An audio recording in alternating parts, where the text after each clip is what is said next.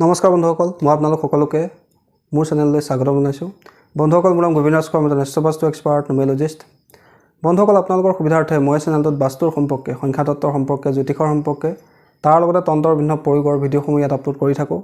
গতিকে যদিহে আপোনালোকৰ মোৰ চেনেলৰ ভিডিঅ'সমূহ চাই ভাল লাগে, অনুগ্ৰহ কৰি মোৰ চেনেলটো ছাবস্ক্ৰাইব কৰিব, ভিডিঅ'সমূহ লাইক কৰিব, কমেণ্ট কৰিব আৰু যিমান পাৰে শ্বেয়াৰ কৰিব। বন্ধুসকল, আজি মই আপোনালোকৰ লগত ৰাহু গ্ৰহক শান্ত কৰি ৰখাৰ কেইটামান চমৎকাৰী উপায়ৰ সম্পৰ্কে আলোচনা কৰিবলৈ আগবাঢ়িছোঁ। গতিকে অনুগ্ৰহ কৰি ভিডিঅ'টো শেষলৈকে চাব যাতে সম্পূৰ্ণ কথাখিনি বুজি পায়। বন্ধুসকল, ৰাহু হৈছে এটা পাপ গ্ৰহ, ৰাহু হৈছে এটা ছায়া গ্ৰহ। আমাৰ জীৱনৰ যিমানখিনি দুখ, টেনশ্যন, দুৰ্ঘটনা, আমাৰ যিখিনি সমস্যা, এইবিলাকৰ মেক্সিমাম কাৰক গ্ৰহটোৱে হৈছে ৰাহু। ৰাহু হৈছে মায়া, ৰাহু হৈছে লোভ, ৰাহু হৈছে টেকন'লজি, ৰাহু হৈছে ভ্ৰম, ৰাহু হৈছে চতুৰতা, ৰাহু হৈছে ছায়া যি আমাৰ লগত সদায় থাকে। আমি যিমান চেষ্টা নকৰোঁ কিয়, ৰাহুৰ প্ৰভাৱৰ পৰা আমি কেতিয়াও আঁতৰি থাকিব নোৱাৰোঁ।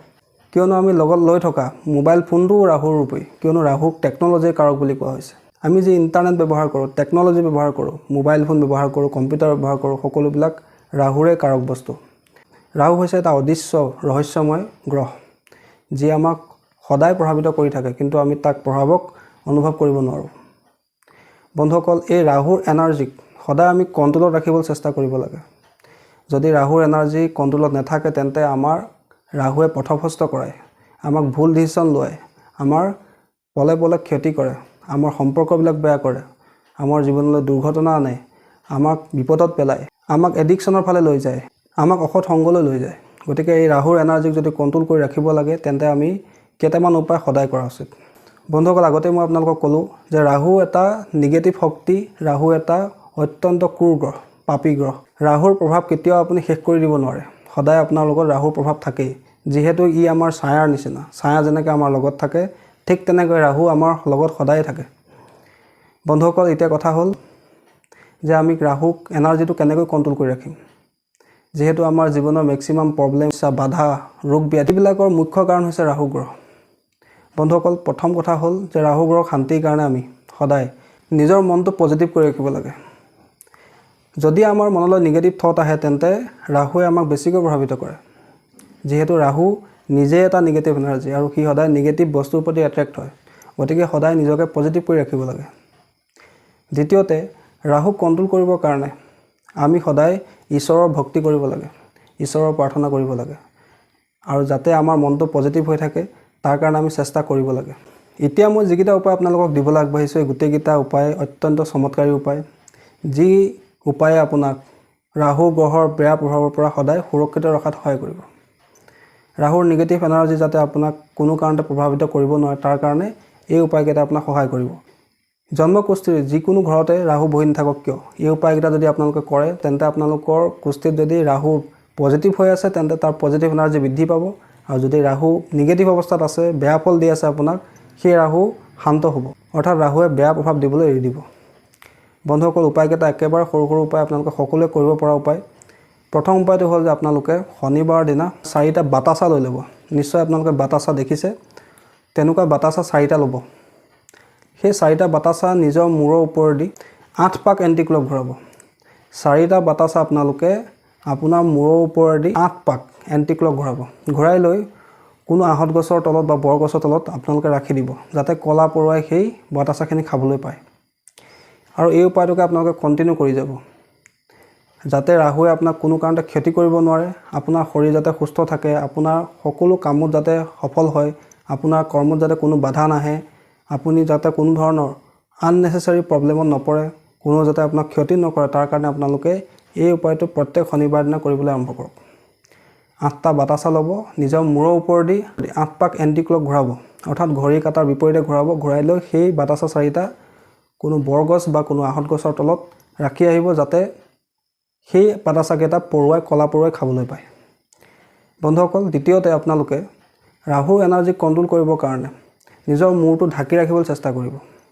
আপোনালোকে নিশ্চয় দেখিছে, ভাল ভাল ঋষিমুনিসকলে বা সাধুসন্তসকলে প্ৰায় নিজৰ মূৰটো ঢাকি ৰাখে। ইয়াৰ মুখ্য কাৰণ হৈছে, যদি আমি নিজৰ মূৰটো ঢাকি ৰাখোঁ, মূৰৰ এই তালুৰ অংশটোক ৰাহুৰ অংশ বুলি কোৱা হৈছে, তেন্তে ৰাহুৰ নিগেটিভ এনাৰ্জি বহু পৰিমাণে কমি যায়, ৰাহুৱে আমাক প্ৰভাৱিত কৰিব নোৱাৰে।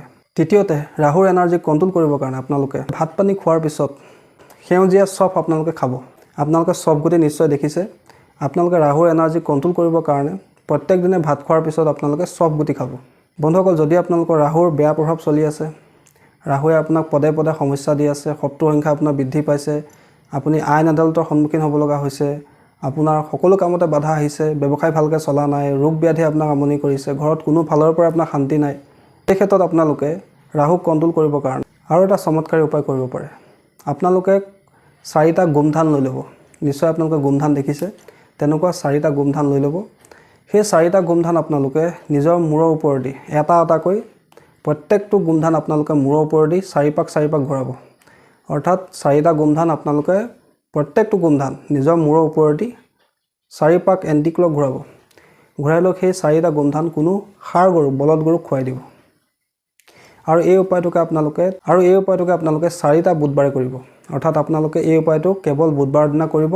4টা গোমধান ল'ব গোমধান কেইটা প্ৰত্যেকটো গোমধান আপোনালোকে নিজৰ মূৰৰ ওপৰেদি 4 পাক এণ্টিক্লক ঘূৰাব এইদৰে 4টা গোমধান আপোনালোকে মূৰৰ ওপৰেদি ঘূৰাই ল'ব তাৰ পিছত আপোনালোকে সেই 4টা গোমধান কোনো ষাঁড় গৰু বা বলদ গৰুক খাবলৈ দি দিব বন্ধুসকল আপোনালোকে এই উপায়টো 4টা বুধবাৰে কৰি চাব ৰাহুৰ যিকোনো ধৰণৰ বেয়া দশাৰ পৰা আপোনাৰ সোনকালে মুক্তি লাভ হ'ব যদি আইন আদালতৰ সমস্যা চলি আছে শত্ৰুৰ দ্বাৰা আপুনি পীড়িত হৈ আছে চাৰিও দিশৰ পৰা আপোনাৰ সমস্যা হৈছে তেন্তে আপোনালোকে এই উপায়টো কৰি চাওক নিশ্চয় আপোনালোকৰ এই সমস্যাবিলাক লাহে লাহে নাইকিয়া হৈ যাব বন্ধুসকল তাৰোপৰি ৰাহুৰ কাৰণে বহু ব্যক্তিৰ ৰাতিৰ টোপনি নাইকিয়া হৈ যায় ইনসমনিয়াৰ দৰে সমস্যা হয় বা তেওঁলোকৰ মনলৈ বেয়া বেয়া চিন্তাবিলাক আহে নিগেটিভ থট আহে মৰিবলৈ মন যায় সুইচাইড কৰিবলৈ মন যায় এই সমস্যাটো দূৰ কৰিবৰ কাৰণে আপোনালোকে ৰাহুৰ এনাৰ্জি কণ্ট্ৰোল কৰিবৰ কাৰণে এখন ৰঙা কাপোৰ ল'ব সেই ৰঙা কাপোৰত আপোনালোকে কেইটামান চব গুটি বেছিকৈ নহয় কেইটামান সেউজীয়া চব গুটি